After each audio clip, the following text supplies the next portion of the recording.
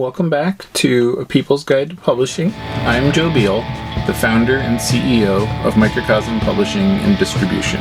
I'm also the author of A People's Guide to Publishing, which distills what I've learned from selling millions of books over the past 25 years. I'm Ellie Blue. I'm the editorial and marketing director here at Microcosm. We are an independent mid-list publisher based in Portland, Oregon. We have 14 employees, over 650 titles in print with 20 to 40 new books per year, and we distribute thousands of titles from other publishers. We started this podcast so that we can share what we've learned with newer publishers so that you can learn from our mistakes. Or perhaps you just want to better understand the publishing industry.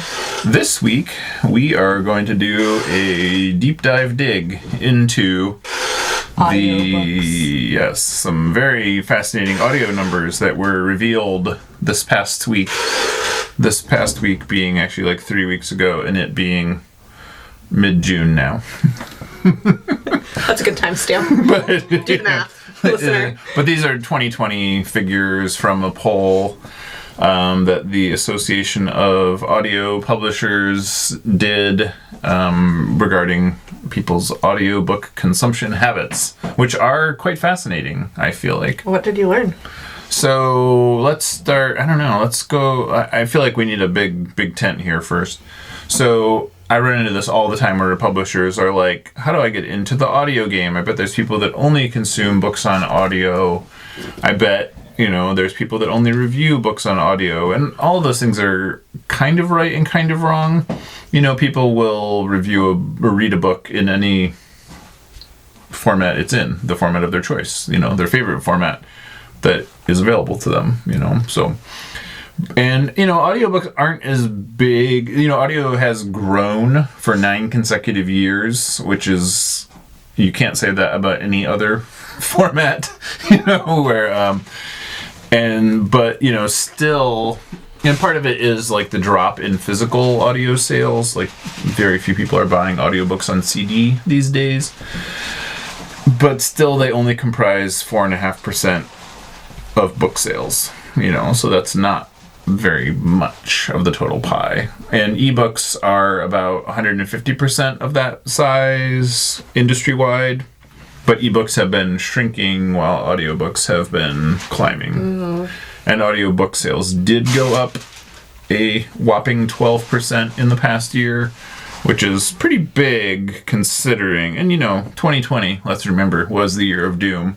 It wasn't the year when people were like commuting and going on road trips and all those other times I think of listening to an audiobook. Yeah, that's when we've listened to the most audiobooks. And, and that was not surprisingly, the vast majority of people, in fact, said that they changed their habit from changing listening in the car to listening in their home. Because where are they going to go? Makes a lot of sense. Mm-hmm. And, 67% of people said they did it. They listen to audiobooks to reduce screen time, which is kind of shocking, as well. Which I guess, does that show that they're like swapping ebooks for audiobooks, or does that just show that they're like trying to do something other than play video games? Well, it's like, I think also the thing with 2020 is like there was just a lot of screen time. Yeah, that's true. It's like regardless of what it was or right. why it was. You want to consume media, but you need to give yourself a break. Yeah, and I did the same thing. I definitely listened to a lot of podcasts and some audiobooks because I was like, I can't do this anymore. Give me a break. Yeah. I'll listen to this while I, make lunch. And so that's kind of how it went. But the other fascinating thing, Portland State University did an awesome study that we will do an episode about later, about who is buying and reading books and what are their habits and why. That is sort of similar to this one. But the short of it is that we will say that audiobook consumers are getting younger, which is also awesome. This is like kind of what you need in any market, because longevity. Yeah. Young people become old people and old people don't last forever, so it's just the nature of the statistics. And, but 56% of audiobook listeners are under 45 years old, so we're aging out of that, but soon to become old people. Yeah, but that's And like expendable. right. Well, and you want some mix of that, so it's not because the other thing is like young people have like different different attention spans, like different interests, so it's like you can't perfectly capture both unless you're like Hall & Oates or something where you can sort of like seamlessly hold that together. But you wanna, and the other major difference is, while 4.5% might not sound like very much, that's in terms of dollars industry wide.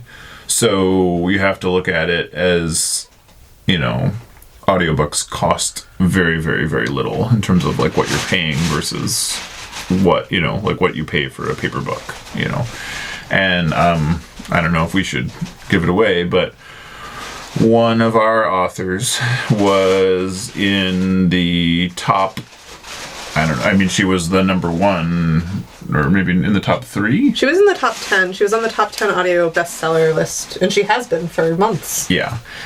And we can tell you that while that sells millions of audiobooks, that does not sell millions of dollars. No, it sells thousands of fractions of pennies. And the majority of those sales are, they are not tremendous. So, that's part of the reason why, as a percentage of industry, it's not very much. But the thing that's interesting to me is that, this is, we did an episode a year ago about how audiobooks were just completely cannibalizing ebooks sales, and this is maybe one of the reasons that ebooks have been on the plateau and decline for essentially since the prediction that they would destroy print.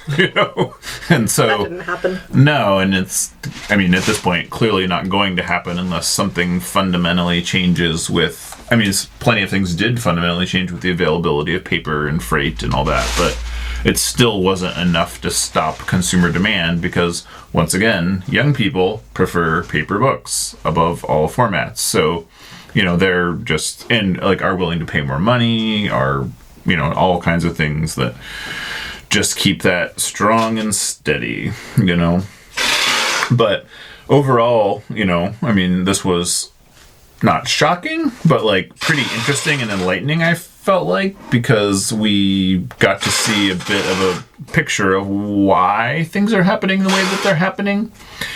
And, similarly, you can speculate all day long about what you believe, and trust me, people do at me.